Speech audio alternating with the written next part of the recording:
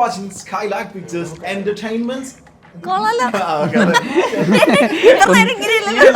ഞാനും ഞെട്ടിരുന്നു. ഞാൻ കോംപ്ലിമെന്റ് എടുക്കാം. 2, 3 ഇമോഷണൽ ക്രൈം ഡ്രാമ. അയ്യോ അങ്ങനെ വിചാരിക്കരുത്.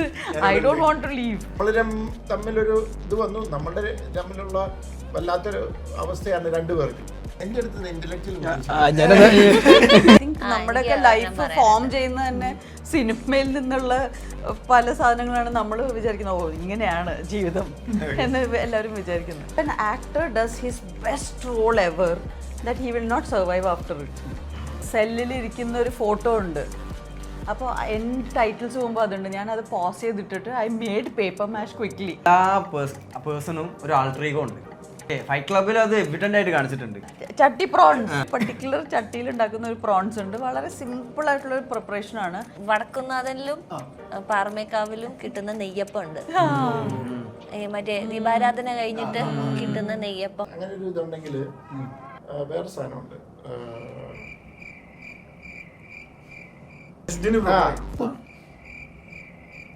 മാങ്ങാത്തര ചക്കത്തര എന്ന് പറയും. അതായത് ചക്കപ്പഴവും ഇങ്ങനെ ആക്കിയിട്ട് നമ്മൾ ഈ പരപ്പയിൽ ഇങ്ങനെ തൂത്തോണ്ടിരിക്കും. അത് ഡ്രൈ ആകുമ്പോൾ വീണ്ടും അടുത്ത ലെയർ തൂക്കും. എന്നിട്ട് ഇങ്ങനെ റോൾ ചെയ്യും. ഇത് തന്നെ മാങ്ങ വെച്ചിട്ട് ഈ പനങ്ങളില്ലേ, അത് നമ്മൾ പ്രത്യേകം പറയണം. പാനിക്കാന്ന് പറഞ്ഞാൽ അവരാ പുതിയ കുട എടുത്തു വെക്കും. പനങ്ങൾ കുടിച്ചു.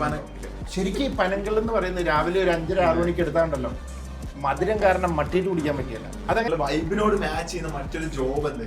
ഞാനോട്ട് വൈഫിനോട് ചേച്ചിക്ക് വട്ടായി എന്ന് പറയുന്നത് ഇത്ര വികാരമൊന്നും വേണ്ട. അത് കല്യാണം കഴിഞ്ഞ ഉടനെ ലെന പ്രഗ്നന്റ് ആണെന്ന് പറഞ്ഞ് കുറെ ആൾക്കാര് മെസ്സേജ്. എന്റെ മദറിൻലോ ചോദിച്ചു, ഇനി ഞങ്ങളോട് എന്തെങ്കിലും റീലിലൂടെ കേട്ടു. എനിക്ക് മാത്രമല്ല വട്ട്, നോളനും വട്ടുണ്ട്. ഒരു വർത്താനം പറയുന്ന ഒരാളും എനിക്കറിയില്ല. അങ്ങനെ ഒരാളും ഈ ലോകത്തില്ലേ. 1 പോലെയല്ല 2 പോലെയല്ല 3 2 പോലെയല്ല 3.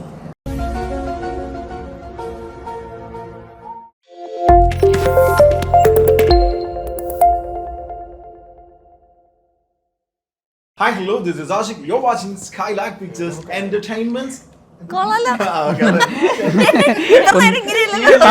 ഞാനും ഞെട്ടിരുന്നു. ഞാൻ കോംപ്ലിമെന്റ് എടുക്കാം.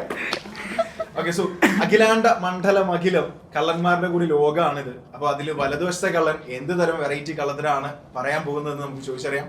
വിശേഷങ്ങളുമായി വലതുവശത്തെ കള്ളൻ ടീമാണ്. Welcome guys. Thank you. Okay sir, ആദ്യമായിട്ട് ശരിക്കും ഒരു ത്രില്ലർ സിനിമയുടെ സ്വഭാവമാണ് ട്രെയിലറിൽ നിന്ന് എനിക്ക് കിട്ടിയത്. അപ്പൊ ഒരു ജിത്തു ജോസഫ് ത്രില്ലർ സിനിമ വരുന്നു എന്ന് കാണുമ്പോൾ ഒരു ഭയങ്കര എക്സ്പെക്ടേഷൻ ഉണ്ട്. കാരണം ദൃശ്യം 3ക്ക് മുമ്പ് ഇറങ്ങാൻ പോകുന്ന ഒരു സിനിമ, ഭയങ്കര ഒരു എന്താ പറയാ ഒരു സസ്പെൻസ് നിലനിർത്തുന്ന സിനിമ, എന്താ പറയാ ഈ അച്ഛൻ ഒരു പ്രതികാര ചുവയുള്ള ഡയലോഗ്സ് ഒക്കെ ഉള്ള സിനിമ. അപ്പൊ നമ്മൾ കുറച്ചധികം പ്രതീക്ഷിക്കുന്നുണ്ട്. എന്താണ് സർ സിനിമ? ഇത് ത്രില്ലർ അല്ല. 1 2 3 1 2 3 ഇമോഷണൽ ക്രൈം ഡ്രാമ. ഇത് പ്ലാൻ ചെയ്തല്ലേ? അപ്പൊ ഇതില് കുറെ നേരമായിട്ട് പറഞ്ഞപ്പോ ഞാനിപ്പോ ഒരു ചെറിയ കാര്യം പറഞ്ഞേ. നമ്മള് മലയാളികൾ ജനറലി ഇമോഷണൽ എന്ന് പറയുമ്പോ എന്താണ് ആദ്യം വരുന്നത്? സങ്കടം. അപ്പൊ അതല്ല ഇമോഷണൽ എന്ന് ഉദ്ദേശിക്കുന്നത് ഒരു സ്പെക്ട്രം ഓഫ് ഇമോഷൻസ് ഉണ്ടല്ലോ. ആ ഇമോഷൻസിലൂടെ ഒക്കെ കടന്നു പോകുന്ന ഒരു ക്രൈം ഡ്രാമയാണ്. Not emotional. വിവിധ കഥാപാത്രങ്ങളുടെ ഇമോഷൻസിലൂടെ യാത്ര ചെയ്യുന്ന ഒരു സിനിമ. അതായത് ബേസിക്കലി ഇതിനകത്ത് വലിയൊരു സസ്പെൻസ് ട്വിസ്റ്റ് അങ്ങനത്തെ ഇതല്ല. ഇത് സിനിമ തുടങ്ങി കുറച്ച് കഴിയുമ്പോഴത്തേക്ക് ഒരു കാര്യത്തിലേക്ക് കിടക്കും. ആ കാര്യം എന്താണെന്നുള്ളത് ആൾക്കാർക്ക് മനസ്സിലാവും. പിന്നെ അതുകൊണ്ടുണ്ടാകുന്ന കുറച്ചൊരു ക്യാരക്ടറിലെ അതിനകത്ത് ക്യാരക്ടേഴ്സിന്റെ ഇമോഷൻസ് ഉണ്ട്. അത് ഓരോരുത്തർക്കും ഓരോ രീതിയിലുള്ള ഇമോഷൻസ് ആണ്. ഇതിനകത്തോടെയുള്ള ഒരു ഡ്രാമ. ശരിക്കും ജിത്തു സാറിനോട് നമ്മൾ മുമ്പ് സംസാരിക്കുമ്പോൾ കഥകൾ എങ്ങനെയാണ് സെലക്ട് ചെയ്യുന്നൊരു ചോദ്യം ഞാൻ ചോദിച്ചത്. നമ്മുടെ സാറിന്റെ അടുത്ത് പറഞ്ഞത് ഒരു ടീമുണ്ട്, കുറേയധികം വാട്സ്ആപ്പ് ചർച്ചകൾ നടന്ന് കുറേയധികം ആളുകളുടെ ഒപ്പീനിയൻസ് എടുത്തിട്ടാണ് ഒരു കഥ പുറത്തുനിന്ന് എടുക്കുക. സോ ഡിനു എങ്ങനെയാണ് ഇത് സാധിച്ചെടുത്തത്? ഷാജിയേട്ടൻ വഴിയാണ് ഓഗസ്റ്റ് സിനിമയിലെ ഷാജിയേട്ടൻ വഴിയാണ് സാറിൻ്റെ അവിടേക്ക്, ലിൻഡ ചേച്ചി വഴി സാറിൻ്റെ അവിടേക്ക് എത്തുന്നത്. ഞാൻ കഥ പറയാൻ വേണ്ടി പോകുന്ന സമയത്ത് സാറിൻ്റെ ഫാമിലി കറ്റീന ഉണ്ടായിരുന്നു, ലിൻഡ ചേച്ചി ഉണ്ടായിരുന്നു, കാത്തി ഉണ്ടായിരുന്നില്ല എന്ന് തോന്നുന്നത്. അങ്ങനെ ഇവരെ ഒരുമിച്ചിരുന്നാണ് കഥ കേട്ടത്. കഥ കേട്ട് കഴിഞ്ഞപ്പോൾ സാർ എന്നോട് പറഞ്ഞു സ്ക്രീൻ പ്ലേ അയച്ചു തരാൻ പറഞ്ഞു. സാറ് മാത്രമല്ല, ഒരു ദർസ് എ ടീം, സാറിൻ്റെ കൂടെ ഒരു വലിയൊരു ടീം തന്നെയുണ്ട്. അവരൊക്കെ എല്ലാവർക്കും അയച്ചു കൊടുത്തു. അവരെല്ലാവരും ഇതിന് ശേഷമാണ് എനിക്കൊരു എന്താ പറയുക സാറിൻ്റെ അവിടെ നിന്നൊരു മറുപടി ലഭിച്ചത് തന്നെ. ലൈക്ക് എന്താ പറയുക, ഒരു എൻ്റെ കരിയറിലെ ടേണിംഗ് പോയിന്റ് ആകുമെന്ന് ഞാൻ പ്രതീക്ഷിക്കുന്ന ഒരു ഇത് ശരിക്കും ഈ പ്രോസസ് അല്ല. ഇതിപ്പോ ഡിനോ ഒരു ഡയറക്ടറാണ്, റൈറ്ററാണ്, അല്ല ഡയറക്ടറാണ്, റൈറ്ററാണ്. കൂദാശിയെ കുറിച്ച് ഞാൻ എഴുതിയിരുന്നു പണ്ട്. അപ്പം നമുക്കപ്പോ ഒരു നമുക്കൊരു കോൺഫിഡൻസ് ഉണ്ടല്ലോ. അപ്പം നമ്മളത് അതുകൊണ്ട് ഡയറക്ടർ ഞങ്ങൾ കേൾക്കാനിരുന്നത്. ഇതിപ്പോ അല്ലെങ്കിൽ എന്താ വെച്ചാൽ നമ്മൾ സാധാരണ നമ്മുടെ ടീമിന്റെ കുറിച്ച് ഒരു ഡീറ്റെയിൽഡ് ഓൺലൈൻ സിനോപ്സിസ് മേടിച്ച് അത് കേട്ടിട്ട് ആ കഥയിൽ എന്താണ് ഒരു പ്രത്യേകത ഉള്ളതെന്ന് മനസ്സിലാക്കിയ ശേഷമാണ് നമ്മൾ പോകാറ്. കാരണം കുറേ വായിച്ചിട്ട് നമ്മളിങ്ങനെ കുറച്ച് കഴിയുമ്പോഴത്തേക്ക് മടുക്കും വരുന്നു. പിന്നെ കുറേ കഥകൾ വരും, എല്ലാം ഒന്നും നല്ലതായിരിക്കണം എന്നില്ലല്ലോ. അങ്ങനെ അതൊരു വലിയ പ്രോസസ്സാണ്. പക്ഷേ ഡിനുവിനെ ഇങ്ങനെ വിളിച്ച് പറഞ്ഞപ്പോൾ ഞങ്ങൾ ഡയറക്റ്റ് ചെയ്തു. പറയൂ, എന്താണ് വലതുവശത്തേക്കുള്ള അട്രാക്റ്റീവ് പോയിന്റ് എന്തായിരുന്നു? Attractive point, ബിചേട്ടൻ ആൻഡ് ജോജു ചേട്ടൻ്റെ combination was very attractive. And ഇവരുടെ ഈ ഇമോഷണൽ ജേർണി ആൻഡ് അത് സറൗണ്ട് ചെയ്യുന്ന ക്യാരക്ടേഴ്സിൻ്റെയും ഇമോഷണൽ ജേർണിയായി മാറും. ആൻഡ് ഓൾസോ ഇതിലൊന്നും പെടാത്തൊരു ക്യാരക്ടറാണ് എൻ്റെ. ഞാൻ ആ ഈ ഇമോഷണൽ ജേർണിയിലില്ല, പക്ഷേ I am more like an onlooker. I am seeing all of this. അപ്പോൾ ഇത് എല്ലാം അറിയുന്നു, കേൾക്കുന്നു. ഇതിന് അഭിപ്രായ വ്യത്യാസങ്ങളുണ്ട്, പക്ഷെ അതൊന്നും പ്രകടിപ്പിക്കാൻ പറ്റാത്ത ഒരു സിറ്റുവേഷനിലാണ് ഞാൻ വർക്ക് ചെയ്യുന്നതും. ബൈ ദ വേ, ഞാൻ ഒരു പോലീസ് ഓഫീസറാണ്, ASI വിദ്യ. അപ്പോൾ അങ്ങനെ ഒരു this has to be just another day in my work life. അങ്ങനെയുള്ള ഇങ്ങനത്തെ പല സിറ്റുവേഷൻസും ഉണ്ടാവാം. പക്ഷേ this is just another day ആയിട്ട് ഇതിനെ എന്തൊക്കെ സംഭവിച്ചാലും കണ്ടേ പറ്റൂ, അങ്ങനത്തെ ഒരു character. So that was attractive.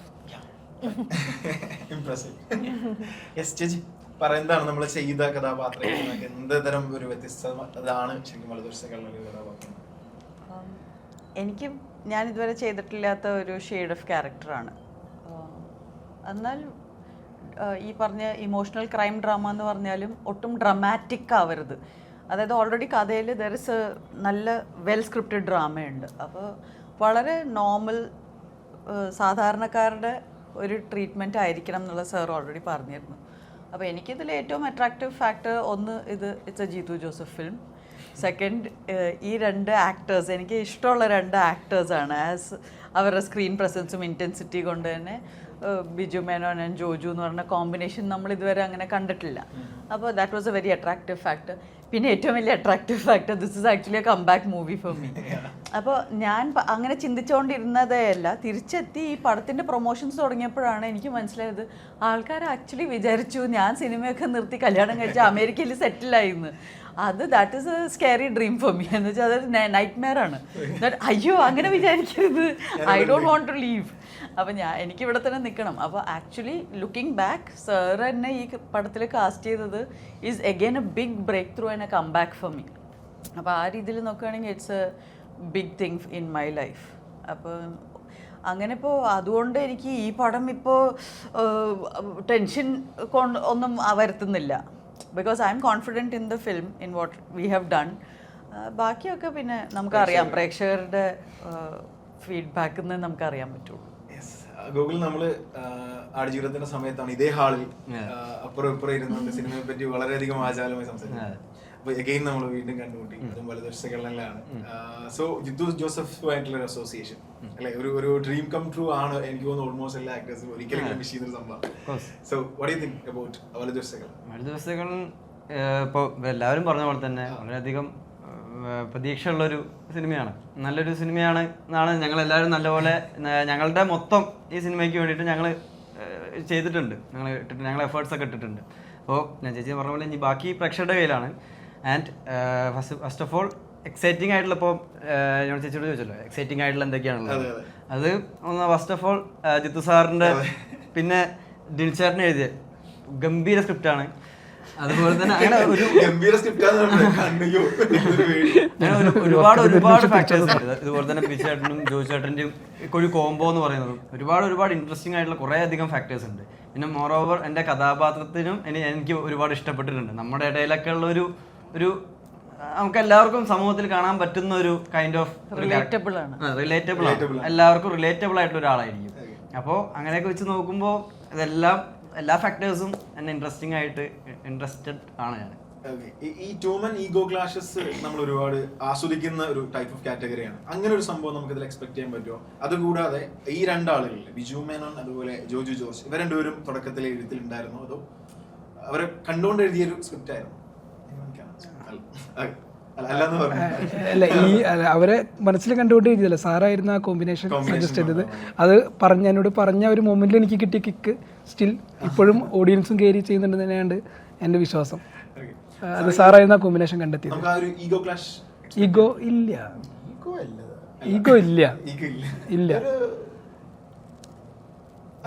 Ego അല്ല, ഇതൊരു നിയമയുദ്ധമാണ്. നിയമയുദ്ധം ഒന്നും പറയാൻ അത് ആക്ച്വലി സിനിമ കാണണം. ബിക്കോസ് ഇവര് കഷ്ടപ്പെടുന്നത് പറഞ്ഞാൽ ഇറ്റ് ഈസ് ലൈക്ക് ഓഡിയൻസിൽ നിന്ന് ആ ഇമോഷൻ നമ്മൾ ഓൾറെഡി കൊടുത്തു, സ്പോയിലർ പോലെയാണ്. ഈഗോ ക്ലാഷിന്റെ സാധനമൊന്നുമല്ല, പക്ഷെ അത് വേറൊരു ക്ലാഷ് ഉണ്ട്. അതാണ് അത് രണ്ടുപേരുടെ ഒരു അവസ്ഥ വല്ലാത്തൊരു അവസ്ഥയാണ്. അപ്പൊ അങ്ങനത്തെ ഒരു ഇതാണ്, അതിൽ നിന്നുണ്ടാകുന്ന ഒരു ഇമോഷനുണ്ട്, മനസ്സിലായോ? അതാണ് അതിനകത്ത്. നമ്മൾ തമ്മിലൊരു ഇത് വന്നു, നമ്മളുടെ തമ്മിലുള്ള വല്ലാത്തൊരു അവസ്ഥയാണ് രണ്ടുപേർക്കും. പക്ഷെ രണ്ടുപേർക്കും അങ്ങോട്ടും ഇങ്ങോട്ടൊന്നും ചെയ്യാൻ പറ്റാത്തൊരവസ്ഥയിൽ അങ്ങോട്ടും ഇങ്ങോട്ടും ഒരു ഫ്രിക്ഷനും വരും, അങ്ങനെയൊക്കെ വരുമ്പോൾ ഉണ്ടാകുന്ന ഒരു കൈൻഡ് ഓഫ് ഇമോഷൻ. ഈ ദൃശ്യം 3യുടെ ചോദ്യം കേട്ട് എത്രത്തോളം മടുത്തിട്ടുണ്ട്? അങ്ങനെ പ്രശ്നമുണ്ടോ? എനിക്ക് മടുപ്പുകള് ഈ ജോലിയുടെ ഭാഗമാണ്. ഒമ്പതാമത്തെ കണ്ടാണ് ഈ ചോദ്യങ്ങൾ എല്ലാം മടുക്കുന്നതാണ്, പക്ഷെ എൻ്റെ ജോലിയുടെ ഭാഗമല്ല. നമ്മളെ മടുപ്പ് എന്ന് പറഞ്ഞിരുന്നിട്ട് കാര്യമില്ല, എൻ്റെ കടമയുടെ ഭാഗവും അല്ലെങ്കിൽ കുറെ ആൾക്കാരോടുള്ള എൻ്റെ ഒരു കമ്മിറ്റ്മെന്റിന്റെ ഭാഗമാണ്. അപ്പം നിങ്ങളുടെ ജോലി എന്താണ്? നിങ്ങൾക്ക് മാക്സിമം ഇൻഫോർമേഷൻ നമ്മൾ എടുക്കുക. പക്ഷെ ചിലരെടുത്തിട്ട് മിസ്യൂസ് ചെയ്യും, അത് മാത്രം ചെയ്യാതിരുന്നാൽ മതി. ആ ഇൻഫോർമേഷൻസ് എടുക്കാൻ നിങ്ങൾ ചോദിക്കുന്നത്, ഞാൻ എല്ലാ മീഡിയ ആയിട്ട് സഹകരിക്കുന്ന ഒരാളാണ്. അതുകൊണ്ട് തന്നെ ഞാൻ ചില കാര്യം പറയുമ്പോൾ അറിയാൻ പറഞ്ഞു പറയില്ല എന്ന് പറയുമ്പോൾ എല്ലാവരും സഹകരിക്കാറുണ്ട്. അതുകൊണ്ട് നിങ്ങൾക്ക് ധൈര്യമായിട്ട് ചോദിക്കും. അതിൽ ഈ പറഞ്ഞ ഭയങ്കര കറക്റ്റാ. സിനിമ എന്ന് പറയുന്നത് ഒരു റെപ്പിറ്റീഷൻ്റെ ഒരു പ്രോസസ്സാണ് ആർക്കായാലും. ഇപ്പോൾ എഡിറ്റർ എത്ര പ്രാവശ്യം ഈ സിനിമ കണ്ടിട്ടുണ്ടാവും, ഡയറക്ടർ എത്ര പ്രാവശ്യം ആ സിനിമയും ആ സീൻസ് കാണണം, അല്ലെങ്കിൽ ഒരു ആക്ടർ എത്ര പ്രാവശ്യം ആ സീൻ വായിക്കുകയും റിഹേഴ്സ് ചെയ്യുകയും പിന്നെ ചിലപ്പോൾ കുറേ പ്രാവശ്യം ടേക്സ് പോവുകയും ചെയ്യണം. ഒരേ ചോദ്യത്തിന് വീണ്ടും പറയണം. അല്ല, it's part of the job. Correct. നമ്മളൊന്ന് ആ പാർട്ട് ഒന്ന് കുറച്ചത്തേക്ക് ഉടച്ചു വർക്കാൻ പോവാണ്. നമ്മൾ കുറച്ചധികം out of the box questions ആയിട്ട് വന്നിട്ടുണ്ട്. ഞാൻ അതുകൊണ്ടാണ് പറയുന്നത്. എനിക്കറിയാം, ഒരു ഇന്റർവ്യൂ ഇങ്ങനെ മാരത്തോൺ ഇന്റർവ്യൂസ് കൊടുക്കുക, പറഞ്ഞ കാര്യങ്ങൾ പറഞ്ഞു കൊടുക്കുക. നമുക്ക് സിനിമയെ പറ്റി ഓഫ് കോഴ്സ് ഒരുപാട് എക്സ്പെക്ടേഷൻസ് ഉണ്ട്. അത് നമ്മൾ സൈഡിൽ കീപ്പ് ചെയ്ത് തന്നെ വെച്ചിട്ടുണ്ട്. കുറച്ചധികം ചോദ്യങ്ങൾ നിങ്ങൾക്ക് മനസ്സിൽ വരുന്ന, അത് ഫണ്ണായിട്ട് വേണമെങ്കിൽ ഫണ്ണായിട്ട് നിങ്ങൾക്ക് പറയാം, അതല്ല കുറച്ചുകൂടി നിങ്ങളുടെ ഇന്റലക്ച്വൽ രീതിയിൽ പറയുന്നത്, whatever it is, it's up to you, your choice. എൻ്റെ അടുത്ത് ഇന്റലക്ച്വൽ ഈ നേരത്തെ ആരും ഒരു ഇന്റലക്ച്വൽ കോമഡി ആയിരിക്കും. ലെറ്റേഴ്സ് ടു ആ സിനിമയെ പറ്റിയിട്ടൊക്കെ നമ്മൾ ഒരുപാട് സംസാരിച്ചിട്ടുണ്ടായിരുന്നു, ഒരു ഫാന്റസി സിനിമകളെ പറ്റിയിട്ടൊക്കെ ഒരുപാട് സംസാരിച്ചിട്ടുണ്ടായിരുന്നു. അപ്പൊ അതുകൊണ്ട് ഞാൻ അതൊന്നും മാറ്റി പിടിക്കാന്ന് വിചാരിച്ചിട്ടുണ്ട്. Okay, which character you have seen in a cinema still lives rent free in your head? ഒരു സിനിമ കണ്ട് ആ ഒരു കഥാപാത്രം എൻ്റെ മനസ്സിൽ നിന്ന് എപ്പോഴും വിട്ടുപോയിട്ടില്ല, അതിൻ്റെ ഉള്ളിൽ തന്നെ ഉണ്ട്. ആർക്കും പറയാം, ഇല്ല, ആരെങ്കിലും ഒരാൾ പറഞ്ഞാൽ മതി. അത് ആദ്യം പറഞ്ഞേക്കാം. എൻ്റെ പിന്നെ അത്തേക്ക് എല്ലാവരും പിടിച്ചിട്ട് പറയാനില്ല. എന്നെ ഭയങ്കരമായിട്ട് അങ്ങനത്തെ നമ്മുടെ സിനിമയുടെ പേര് പറഞ്ഞല്ലോ, ലാലേട്ടനെ തൂക്കിക്കൊല്ലാൻ വിധിച്ചിട്ട് ജയിലിൽ കിരീടത്തിലെ സേതുമാധവൻ. അല്ല അവിടെ നിന്ന് പറഞ്ഞു പോട്ടെ. ഒരുപാടുണ്ട്. ഇപ്പൊ എങ്ങനെ ഇപ്പൊ ഒരു 200 വർഷത്തെ ഈ സിനിമ ഹിസ്റ്ററിയിൽ ഇത്രയധികം ക്യാരക്ടേഴ്സ് ഉണ്ടാവുമ്പോ എങ്ങനെ നമ്മൾ അതിനകത്ത് ഒരു ക്യാരക്ടറെ തിരഞ്ഞെടുക്കുക? ഞാനിപ്പോ ചിന്തിക്കുന്ന ആരുടെന്നൊക്കെ റെന്റ് വാങ്ങിക്കണം, റെന്റ് ഫ്രീ എന്ന് പറഞ്ഞപ്പോ സത്യം. അല്ല എനിക്ക് ഇത് ഇഷ്ടമായിട്ടോ ഈ 200 വർഷമായിട്ടുള്ള സിനിമാ ചരിത്രം ഞാൻ ഈ കാറ്റിന്റെ ആണോ ഫിലോസഫി സ്വന്തമായിട്ടുണ്ട് ഇഷ്ടംപോലെ. അപ്പൊ ശശിക്ക് അങ്ങനെ അല്ല സത്യമായിട്ട് എനിക്ക് പെട്ടെന്ന് ഇങ്ങനെ ഒരു ചോദ്യം ചോദിക്കുമ്പോൾ അങ്ങനെ വരുന്നില്ല. ബിക്കോസ് ആക്ച്വലി കുറെ ഉണ്ടാവും. അതിന്നിപ്പോ ഐ തിങ്ക് നമ്മുടെയൊക്കെ ലൈഫ് ഫോം ചെയ്യുന്ന തന്നെ സിനിമയിൽ നിന്നുള്ള പല സാധനങ്ങളാണ് നമ്മൾ വിചാരിക്കുന്നത് ഓ ഇങ്ങനെയാണ് ജീവിതം എന്ന് എല്ലാവരും വിചാരിക്കുന്നത്. അതുകൊണ്ട് അങ്ങനെ പറയാൻ പറ്റില്ല. തൂവാനത്തുമ്പികളുടെ ക്ലാര.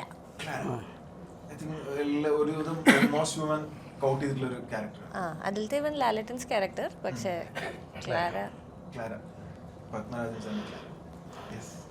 ഞാൻ എന്താ പറയുക, ഞാനിപ്പോൾ റീസെൻ്റ് ഒരു 4-5 വർഷമായിട്ട് എപ്പോഴും ഇടയ്ക്കിട്ട് കണ്ട് കരയാറുള്ളൊരു സിനിമ പേഴ്സ്യൂട്ട് ഓഫ് ഹാപ്പിനെസ് എപ്പോഴും കാണും. കാരണം വെച്ചിട്ടുണ്ടെങ്കിൽ നമ്മൾ എന്താ പറയുക ലൈഫിൽ ഇങ്ങനെ കുറേ സെറ്റ് ബാക്സ് ഉണ്ടായി, എന്താ പറയുക കഴിഞ്ഞ ഒരു 6 വർഷത്തെ കരിയറിൽ കുറേ സെറ്റ് ബാക്സ് ഉണ്ടാവുന്ന സമയത്ത് ഒരു ഹോപ്പ് ഉണ്ടാവാൻ വേണ്ടി ഞാൻ ഇടയ്ക്കിട്ട് കാണാറുണ്ട് പേഴ്സ്യൂട്ട് ഓഫ് ഹാപ്പിനെസ്. എൻ്റെ ഈവൺ എൻ്റെ സ്റ്റാറ്റസുകളും എല്ലാത്തിലും ഞാൻ പേഴ്സ്യൂട്ട് ഓഫ് ഹാപ്പിനെസ്സിലെ മ്യൂസിക്കാണ് യൂസ് ചെയ്യാറ്. സോ എനിക്കത് ഭയങ്കര ഇഷ്ടം. എന്ന് വെച്ചിട്ടുണ്ടെങ്കിൽ ലൈക്ക് ആ ഒരു പോസിറ്റീവായിട്ട് ഈവൻ ഞാൻ ലൈക്ക് എന്താ പറയുക ഞാൻ ഈവൻ ഈ സിനിമ ഓണാവുന്നതിന് മുമ്പ് ഞാൻ സിനിമയൊക്കെ നിർത്തിപ്പോയി വേറെ ജോലിയൊക്കെ ഇൻ്റർവ്യൂ കൊടുത്തിരിക്കുന്ന സമയത്താണ് ആ സമയത്ത് ഞാനിത് കാണാറുണ്ട്. പക്ഷേ സോ എനിക്കത് ഭയങ്കര ഇമോഷണലി കണക്റ്റഡ് ആയിട്ടുള്ള സിനിമയാണ്. എനിക്ക് കഥാപാത്രം എനിക്ക് കിട്ടി എൻ്റെ character the Joker from the dark night.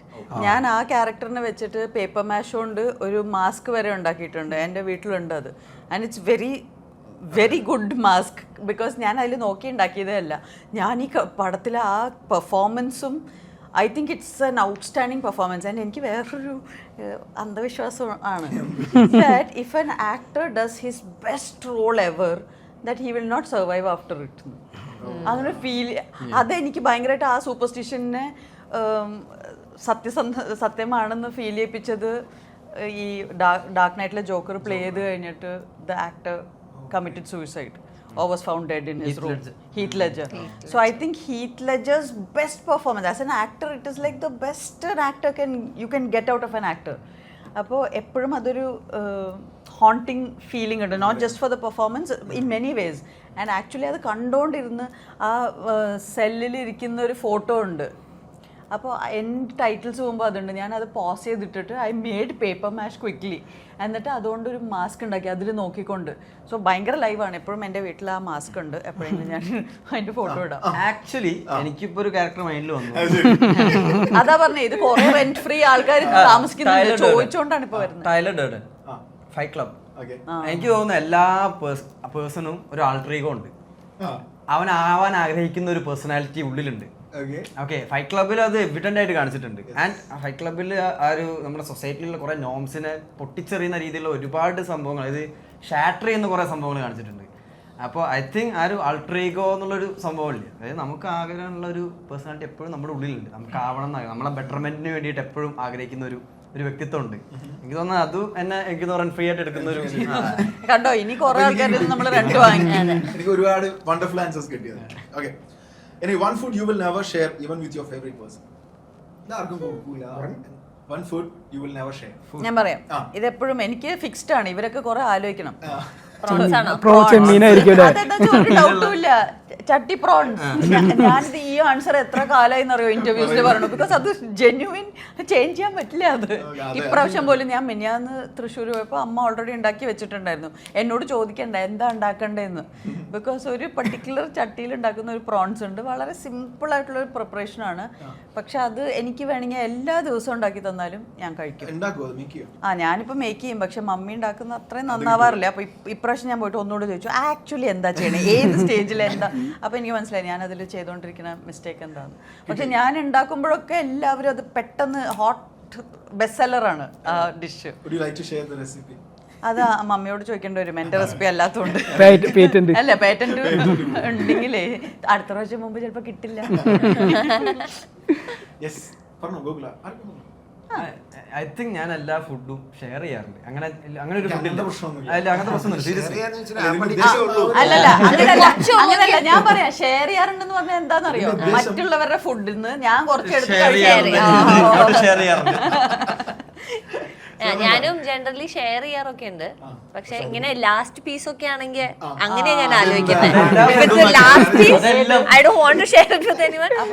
ഈ തൃശ്ശൂര് വടക്കുന്നാഥനിലും പാറമേക്കാവിലും കിട്ടുന്ന നെയ്യപ്പം ഉണ്ട്. മറ്റേ ദീപാരാധന കഴിഞ്ഞിട്ട് കിട്ടുന്ന നെയ്യപ്പം അത് ഞാൻ ആർക്കും കൊടുക്കും തോന്നുന്നില്ല. യെസ്, അതും എനിക്ക് ഫേവറേറ്റാണ്. സാർ ഇങ്ങനെ ആലോചിക്കുന്നുണ്ട്. സാറിന്റെ എല്ലാവർക്കും അറിയാം, ഞങ്ങൾക്ക് എല്ലാവർക്കും അറിയാം. അതല്ലാണ്ട് ഉണ്ടോ? അതല്ല ഞാൻ പറഞ്ഞതല്ല. കഞ്ഞിയും പയറും സാറ് ഷെയർ ചെയ്യും. ഞാൻ കഞ്ഞിപ്പയർ ആലോചിച്ചത്.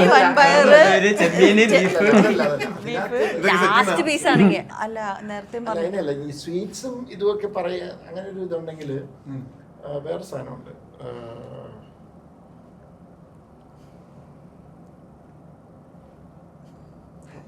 ഞാൻ അതിന്റെ പേര് മറന്നുപോയി.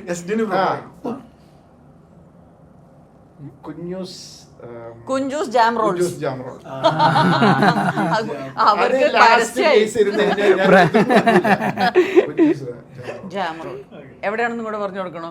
അതോടുകൂടെ അവർക്ക് നല്ല സെയിൽസ് ആവും.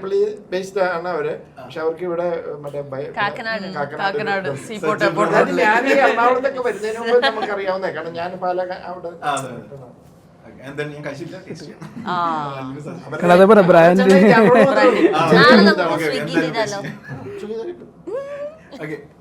അയ്യോ ഇത് കൺഫ്യൂസിങ് ആണ്. അതാണ് എനിക്ക്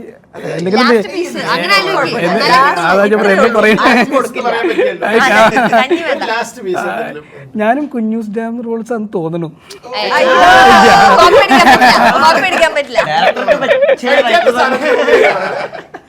വല്ല പ്ലം കേക്ക് ഒക്കെ പറയേണ്ടി വരും. ഇഷ്ടമുള്ള സാധനം അങ്ങനൊന്നും ഇല്ല. അതായത് ഇനി ലാസ്റ്റ് പീസേ ഉള്ളൂ, ഇത് ചോദിച്ചാലും ആർക്കാണെങ്കിലും കൊടുക്കും. അത്രയും വിശാല ഹൃദയമുള്ള അങ്ങനെ ലാസ്റ്റ് പീസ് ഏത് ഫുഡിനും കൊടുക്കില്ല. അതുകൊണ്ടാണ് കൺഫ്യൂഷൻ. ആക്ച്വലി എനിക്കൊരു ഫുഡ് മാങ്കാച്ച് എന്ന് പറഞ്ഞ സംഭവം കഴിച്ചിട്ടുണ്ടോ? മാങ്കാച്ച് എന്ന് പറഞ്ഞ സംഭവം അതായത് ഈ മാങ്ങ അടിച്ചിട്ട് പൾപ്പി ആക്കിയിട്ട് പായയുടെ മുകളിൽ ഇങ്ങനെ വിരിച്ചിട്ട് എന്നിട്ട് അത് ഉണക്കിയിട്ട്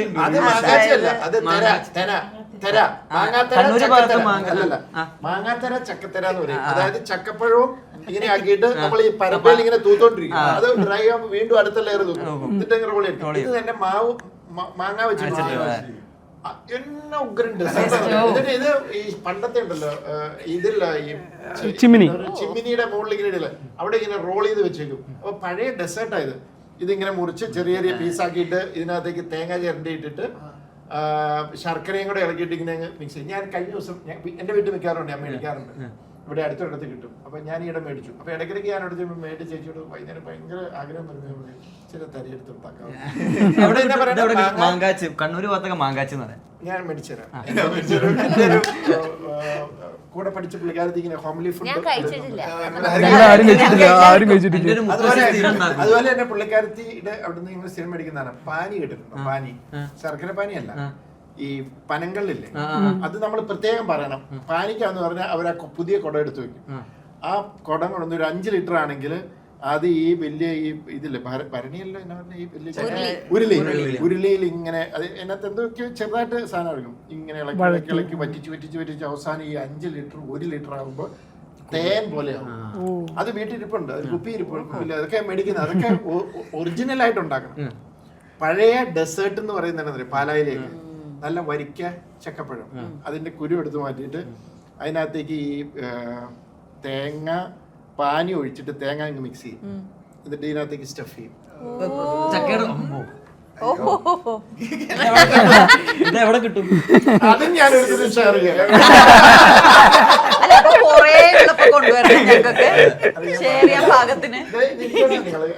ഒരു പീസേ ഉള്ളൂ, നമ്മളൊന്നും ടേസ്റ്റ് ചെയ്തിട്ടില്ല. ഇതൊക്കെ കുറച്ച് അങ്ങോട്ട് പാല കോട്ടയം ക്ഷണിച്ചാ മതി. പക്ഷെ പാനി എന്ന് പറയുമ്പോ സാധാരണ ശർക്കര പാനി അവിടെ എല്ലാരും. ഇത് ശരിക്കും പനങ്ങൾ കുടിച്ചു. ശരിക്കും ഈ പനങ്ങൾ എന്ന് പറയുന്നത് രാവിലെ ഒരു 5:30-6 മണിക്ക് എടുത്താണ്ടല്ലോ, മധുരം കാരണം മട്ടിയിട്ട് കുടിക്കാൻ പറ്റിയല്ല. അതങ്ങനെ ഇരുന്നിരുന്നാ പൊളിക്കുന്നത്. അപ്പൊ രാവിലെ എടുത്തിട്ട് ഇതിനെ ഇങ്ങനെ ചെയ്ത്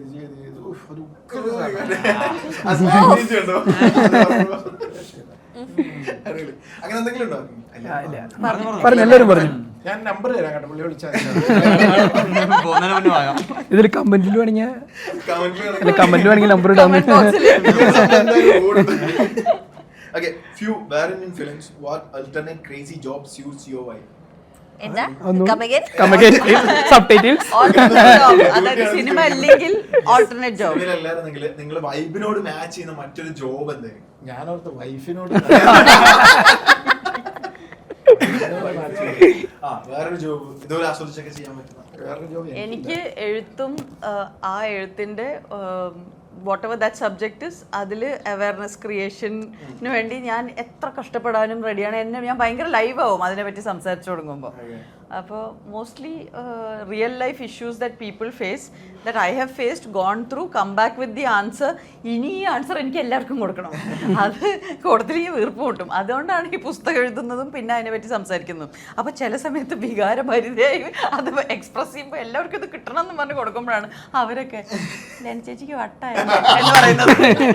അത് നമ്മുടെ ഇത് ഷെയർ ചെയ്യാനുള്ള ആഹ്ലാദം കൂടിയിട്ടാണ്. പിന്നെ എനിക്ക് മനസ്സിലായി ഇത്രയൊന്നും വേണ്ട, വേണ്ട അല്ല അറിയിക്കും, പക്ഷെ ഇത്ര വികാരമൊന്നും വേണ്ട. അതായത് ഇമോഷണൽ ക്രൈം ഡ്രാമ ആവണ്ട. നമുക്ക് സിമ്പിളായിട്ട് വേണ്ടവരെടുത്തോളൂ, വേണ്ടാത്തവർ വിട്ടേക്ക് എന്ന് പറഞ്ഞിട്ട് പറഞ്ഞാൽ മതി. ഇതെല്ലാവർക്കും കിട്ടണം, ദേ ഷുഡ് നോ ദിസ് എന്ന് പറഞ്ഞിട്ടുള്ള സാധനം ആ അസുഖം മാറി കിട്ടും.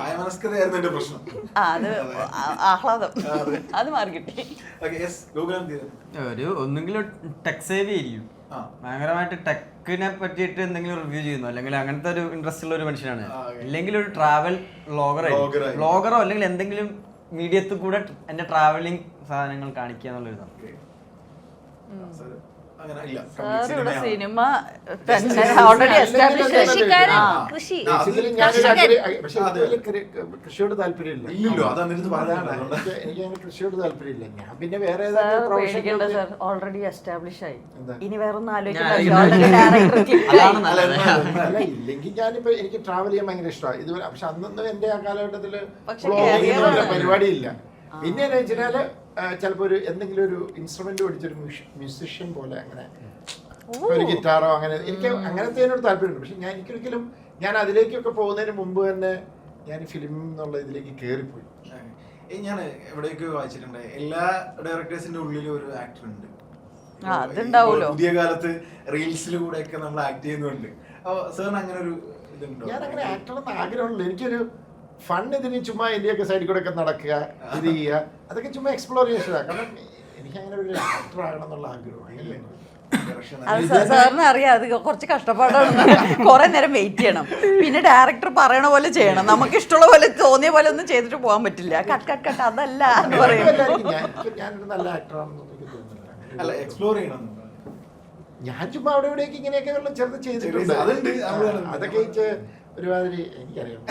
സാറ് മറ്റേ സ്റ്റാൻലി പോലെയാണ് മാർവൽ സിനിമയിലെ. അപ്പൊ ആദ്യമൊക്കെ സാറ് ക്യാമിയോ വരില്ലായിരുന്നു സാറിന്റെ പടം. ആദ്യം നടക്കുന്നുണ്ട്, അങ്ങനെ ഒന്നും ഉണ്ടായിരുന്നില്ല. എല്ലാ പടത്തിലും ഉണ്ടായിരുന്നു, എന്തെങ്കിലുമൊക്കെ ഉണ്ടാവും. പക്ഷെ ഇപ്പൊ ഈടെയായിട്ട് ദൃശ്യം 3 ഇതിലില്ല. ഇതിലില്ല ഇതില് മറ്റേ ക്യാമ്പ് ഫയറില് അല്ലല്ല, ഞാൻ അന്നേരം ഷൂട്ടിന് മുമ്പ് അവിടെ ഇരുന്നോണ്ട് നമ്മൾ അത്രേ ഉള്ളൂ. ഓ അത് ഷോർട്ടിലില്ല. അയ്യോ അത് ശരിയാ, ഷോർട്ടിലില്ല.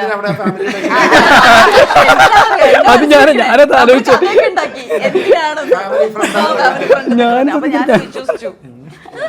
അങ്ങനത്തെ ഒരു ആഗ്രഹം ഇല്ല. What is the most hilarious rumour you have ever heard about yourself?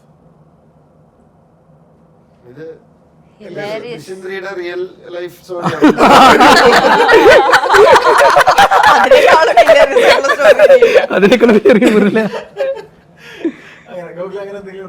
എനിക്ക് റൂമർ വരാൻ മാത്രമുള്ള ഫാൻ ബേസ് ആയിട്ടില്ല. എനിക്ക് കല്യാണം കഴിഞ്ഞ ഉടനെ ലെന പ്രഗ്നന്റ് ആണെന്ന് പറഞ്ഞ് കുറെ ആൾക്കാർ മെസ്സേജ് അയച്ചു. എന്തായി? അപ്പോൾ വളരെ സിനിമയുടെ അകത്തുള്ളവർ തന്നെ എന്നെ വിളിച്ചിട്ട് അപ്പോൾ എപ്പോഴാണ് ഡേറ്റ് എന്നൊക്കെ ചോദിച്ചു. ഞാൻ ഏത് ഡേറ്റ് എന്നൊക്കെ ചോദിച്ചോണ്ടിരിക്കുക. അല്ല ലെന ഇപ്പോൾ when is the due date എന്നൊക്കെ.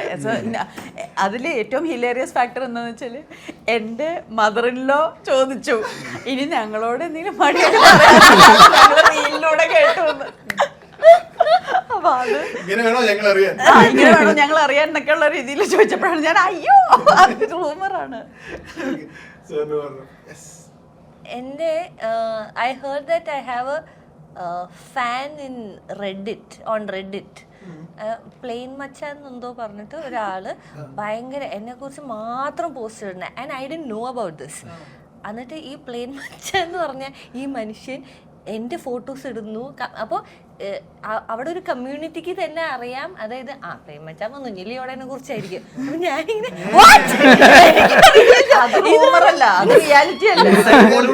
എന്നിട്ട് ഇയാള് എന്നിട്ട് ഇത് ചിലപ്പോ ലിയോണ തന്നെയായിരിക്കും ചെയ്യുന്നേ എന്ന് പറഞ്ഞിട്ട് കമന്റ്സ് വരും.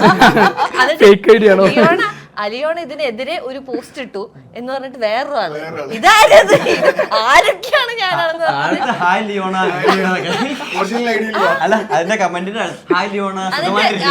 ഈ പ്ലെയിൻ മച്ചൻ എന്നെ പ്രപ്പോസ് ചെയ്തു, ഞങ്ങള് ലിയോണ ഫൈനലി ആക്സെപ്റ്റ് ചെയ്തു എന്നൊക്കെ പറഞ്ഞിട്ട് ഭയങ്കര കഥകൾ അതിന്റെ ഉള്ളില്. ഞാനിത് ഒരു ദിവസം അങ്ങ് എടുത്തു നോക്കിയപ്പോ എന്നെ ആരും മറന്നിട്ടില്ല. ഇല്ല, പേര് പോലും പിന്നെ ആൾക്കാർ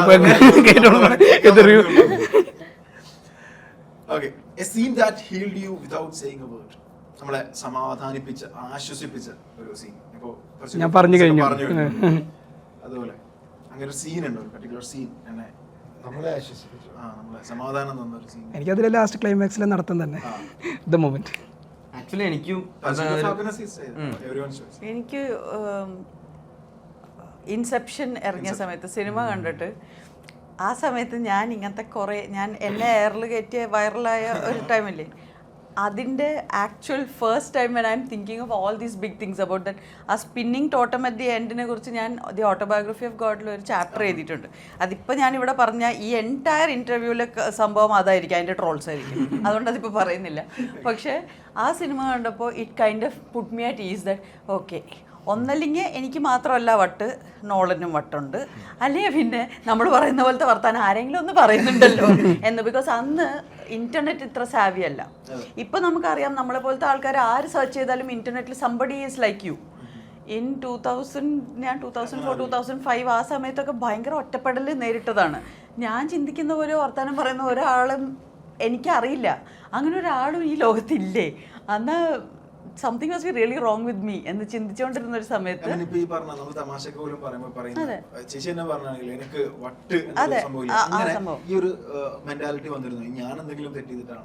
ബിക്കോസ് നിങ്ങളെ പോലെ ആരും ഒന്നും പറയുന്നുമില്ല, ചിന്തിക്കുന്നുമില്ലെങ്കിൽ കുറച്ച് കഴിയുമ്പോൾ നിങ്ങൾക്ക് നിങ്ങളെ തന്നെ സംശയമാവുമല്ലോ. അപ്പൊ എനിക്ക് തന്നെയാണല്ലേ പ്രശ്നം എന്നാവും. അപ്പോഴാണ് ഇൻസെപ്ഷൻ പോലത്തെ ഒരു മൂവിയിൽ അങ്ങനത്തെ ടോപ്പിക്സ് സംസാരിക്കുന്നത്. അപ്പൊ ഞാൻ അപ്പൊ കുഴപ്പമില്ല, ആരെങ്കിലും ഒക്കെ ഉണ്ടല്ലോ എന്ന് പറഞ്ഞാൽ it was really it healed me. It was a moment when I felt not alone. Okay, great. Actually ആ ചാപ്റ്ററിനെ പറ്റി ഞാനൊരു ചാപ്റ്റർ എഴുതിയിട്ടുണ്ട് in the book about this scene. Yes. അങ്ങനെ മറ്റേ സാറിന് പേഴ്സണൽ ഇതിലാണോ പേഴ്സണൽ healed you. അതിന് മാത്രം ആരും ഇതൊരു സിനിമ എടുത്തിട്ടുണ്ട്, ഞാൻ തന്നെ എടുക്കേണ്ടി വരും. ഫെയില് കണ്ട സമയത്ത് എനിക്ക് ഇതുപോലെ ക്ലൈമാക്സ് കണ്ട സമയത്ത് ഒരാള് അത്രയും കഷ്ടപ്പെട്ട് അവന് പിന്നെയും ട്രൈ ചെയ്തിട്ട് അവൻ അവസാനം ആ ഒരു മൊമെന്റ് അച്ചീവ് ചെയ്ത സമയത്തില്ലേ, അപ്പോ ഹീലിംഗ് എന്ന് പറയാൻ പറ്റില്ല, മോട്ടിവേറ്റഡ് എന്നൊക്കെ പറയാം. അപ്പൊ നമ്മളും ഇതുപോലെ ഹിറ്റ് ചെയ്തുകൊണ്ടിരുന്നു കഴിഞ്ഞാൽ എവിടെയോ ഒന്ന് അവിടെ കൊള്ളു എന്നുള്ളൊരു തോന്നലില്ലേ.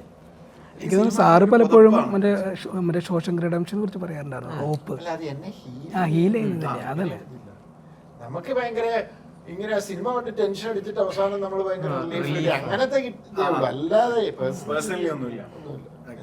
മാത്രമേ ഉള്ളൂ. ഇനി അത് ഞാൻ തന്നെ എടുക്കേണ്ടി വരും എന്നല്ലേ. എനിക്കൊന്ന് ഹീൽ ചെയ്യാൻ പറ്റാത്ത ഇല്ല എന്തെങ്കിലുമൊക്കെ ലിയോണ ചിന്തിക്കണതേ എന്നെ ഹീൽ ചെയ്യാനോ, അതിന് എനിക്ക് ഒരു കുഴപ്പമില്ല. ചിലപ്പോ അതുകൊണ്ടായിരിക്കും ഒരു കുഴപ്പമില്ലാത്തവർക്ക് എനിക്ക് ഓർമ്മ വന്ന 2-3 സീൻസ് ഉണ്ട്, പക്ഷെ ഇതിൽ ഏതാണ് ആപ്റ്റ് എന്ന് ഞാൻ അയ്യോ ഒരു സെക്കൻഡ് ഒരു ഈ ഇന്റർവ്യൂവിന്റെ അവസാനം പറയുന്ന മറ്റേ കുംബ്ലങ്ങി നൈറ്റ്സ് ഒരു ഭയങ്കര ഇഷ്ടപ്പെട്ട ഒരു സിനിമയായിരുന്നു. I can watch it how much ever times I want, അങ്ങനെ തോന്നിയ ഒരു സിനിമ. ആൻഡ് അത് ഞാൻ തീരെ ചെയ്യാത്തതാണ്. എനിക്കിങ്ങനെ ഭയങ്കര ഞാൻ ഹാർഡ് കോർ ഫാനല്ല ഒരാളുടെയും, അല്ലെങ്കിൽ ഇങ്ങനെ മറ്റേ ഡൈ ഹാർഡായിട്ട് ഇയാളുടെ ഏത് സിനിമ വന്നാലും അങ്ങനെ എനിക്ക് ഒരിക്കലും തോന്നിയിട്ടില്ല. From childhood I have never been അങ്ങനത്തെ ഒരാൾ. അപ്പോൾ anything that makes me curious to watch again. I feel like അതിലെന്തോ ഉണ്ട് എന്ന് എനിക്ക് തോന്നിയിട്ടുണ്ട്. അപ്പോൾ കുംബ്ലങ്ങി നൈറ്റ്സിൽ ലാസ്റ്റ് ഈ സൗബിനും സൗബിൻ മറ്റേ തുഴഞ്ഞിങ്ങനെ പോകുമ്പോൾ ഷെയ്ൻ നിഗത്തിന്റെ അടുത്ത് I don't know who's telling whom മറ്റേ ജീവിക്കണ്ടേ എന്ന് പറഞ്ഞിട്ട് പോകുന്ന ആ പരിപാടി I think that made a lot of sense and it felt like oh സമാധാനം അങ്ങനെ ഒരു ഇത് കിട്ടിയിട്ടുണ്ട്. അവസാനം മറ്റേ കുട്ടീനെയും പിടിച്ചിട്ട് കൊണ്ടുവരുന്നൊരു സാധനമുണ്ട്. അവരുടെ വീട്ടിലേക്ക് ആദ്യമായിട്ടൊരു പെണ്ണ് കേറി അതിൽ ആക്ച്വലി കൊറേ ഉണ്ട്. മൊത്തം അവരുടെ ജീവിതം മൊത്തം മാറ്റിയൊരു സംഭവമാണ്. ഇവരുടെ ഈ ബ്രദേഴ്സിന്റെ മൊത്തം മൂഡും എല്ലാം മാറ്റിയൊരു സീനായിരുന്നു ആ ഒരു സ്ത്രീത്വം വരിക എന്നുള്ള പറയുന്ന സാധനം. ആൻഡ് ഓൾസോ ആ മറ്റേ ഈ ഒരു ആഫ്രിക്കൻ വിമൻ ഇവിടെ എല്ലാവരും കൂടി ഒരു കുടുംബം ആൻഡ് വസുദൈവ കുടുംബം മറ്റേ ഫാമിലി ദേ ക്രിയേറ്റഡ് എന്നുള്ളത് അവർക്ക് ഓണായിട്ട് ഉണ്ടായിരുന്ന പ്രശ്നങ്ങളൊക്കെ ബാക്കിയുള്ളവർ വന്ന് ഇങ്ങനെ അറ്റാച്ച് ചെയ്ത് ഇങ്ങനെ ഒട്ടിച്ചു വെച്ച് ഇതൊരു ഫാമിലി ആയി എന്നൊക്കെ പറയുന്ന പോലെ. ആളുകളുടെ എക്സ്പെക്ടേഷൻസ് നമ്മൾ എപ്പോഴും ചോദിക്കുന്ന ചോദ്യം തന്നെയാണ്. അപ്പോൾ ദൃശ്യം 3 ഏപ്രിലാണ് അല്ലേ റിലീസ് നമ്മൾ പറഞ്ഞിട്ടുള്ളത്. സോ എന്ത് തരം സിനിമ ആയിരിക്കാം, നമ്മൾ എന്തൊക്കെ എക്സ്പെക്ട് ചെയ്യാൻ, ഒന്നും എക്സ്പെക്ട് ചെയ്തതെന്ന് പറയുന്നത് അത് പറയും. നിങ്ങൾ ഈ 1 ഉം 2 വെച്ചിട്ട് ബേസ് ചെയ്തിട്ട് എക്സ്പെക്ട് ചെയ്യുന്നത്. ഓക്കെ 1 പോലെയല്ല 2 പോലെയല്ല 3 2 പോലെയല്ല 3.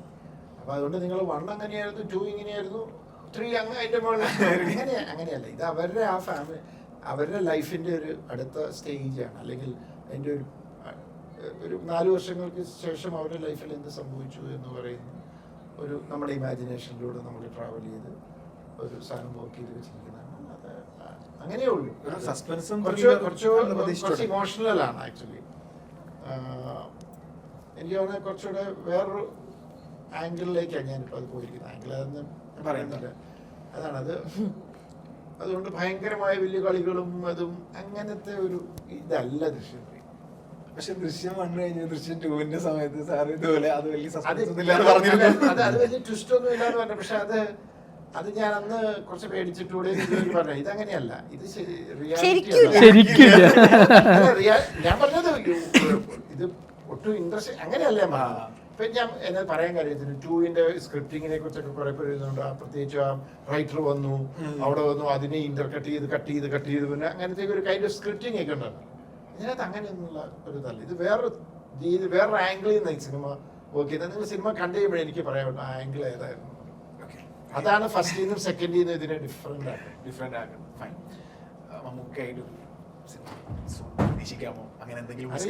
നല്ലൊരു സബ്ജക്ട് വന്ന അദ്ദേഹത്തിന്റെ അടുത്ത് ഞാൻ ഇനിയും ചെല്ലും. നമ്മൾ പല തവണ ചെന്നതാണ്. അപ്പൊ അതൊന്നും അത് വർക്കായില്ല. അപ്പൊ ഇനി നല്ലൊരു സംഭവം വന്നാൽ ഞാൻ അദ്ദേഹത്തിന് അങ്ങനെ മനസ്സിലെന്തെങ്കിലും വഴിയിലുണ്ടോ? അല്ല, നമ്മളെ പലതും ആലോചിക്കുന്നുണ്ട്. അതിലേക്കൊന്നും ഒന്നും പ്രോപ്പറായിട്ട് വന്നിട്ടില്ല. പറയാൻ മാത്രമായിട്ടില്ല. ഓക്കെ, സോ എന്തായാലും വലതുവശത്തെ കള്ളൻ റിലീസിന് ഒരുങ്ങുകയാണ്. And wish you all the best. Cinema എന്തായാലും അടിപൊളി ആവട്ടെ. വീണ്ടും ഒരു ജിത്തു ജോസഫ് സിനിമ വരെയാണ്. നമ്മളൊക്കെ ഭയങ്കര എക്സ്പെക്ടേഷനിലാണ്. എല്ലാവർക്കും wish you all the very best. വളരെ അടിപൊളി ആവട്ടെ, തൂക്കി അടിക്കട്ടെ. Thank you so much. Thank U.